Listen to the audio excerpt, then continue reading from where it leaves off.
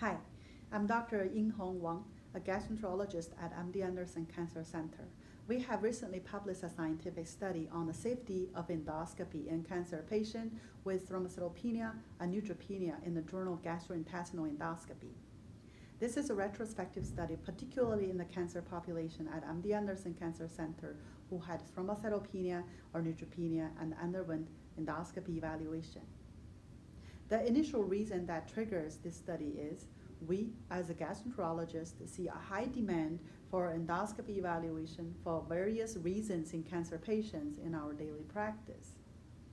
With underlying cancer or active cancer treatment, bone marrow suppression with severe cytopenia almost become a huge obstacle for us to offer endoscopy due to safety concern. Given the lack of good quality evidence to guide us from existing studies, we decided to do such a study to expand our knowledge and provide more evidence-based medical service for this vulnerable population.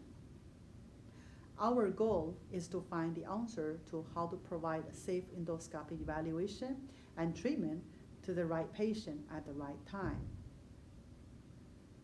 Given the large sample size we encounter at this tertiary cancer center, we had the opportunity to do this study with enough power to find some meaningful results. Our study added some insights on the various aspects of endoscopy practice in this population. Here's a brief summary of our findings. Number one, endoscopy is relatively safe without increased risk of bleeding in cancer patients with platelet more than 50,000. Number two, platelet count of more than 20,000 could be a reasonable threshold for platelet transfusion to improve the bleeding adverse events and mortality post-endoscopy for patients with a pre-procedure platelet level less than 20,000 if 50,000 is difficult to achieve. Number three, poor ECOG performance status 3 and 4 and the pre-procedure platelet counts less than 100,000 are associated with higher risk of 30-day mortality. Instead, age, comorbidities, neutropenia, or concurrent neutropenia and thrombocytopenia status are not. Number four, neutropenia severity, even absolute neutrophil count less than 200, is not associated with higher risk of infection. Instead, poor ECOG performance status 3 and 4 is. These observations provided a comprehensive assessment of the risk of bleeding, infection adverse events, and 30-day mortality at different severity level of thrombocytopenia and neutropenia. In addition, we also provided clear suggestions on how to improve the outcomes of this population and minimize the risk of adverse events.